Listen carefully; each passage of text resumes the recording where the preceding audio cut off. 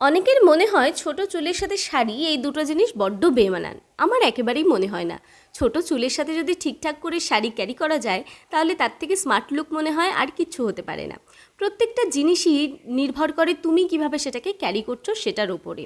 সেটা সুন্দর না অসুন্দর এই জিনিসগুলো মানুষের ভেদাভেদে, কিন্তু তোমার চোখে যদি তুমি নিজে সবথেকে বেশি সুন্দর হও তাহলে লোকে তোমাকে কে কী বলছে, ভালো লাগছে না খারাপ লাগছে সেটা ম্যাটার করে না।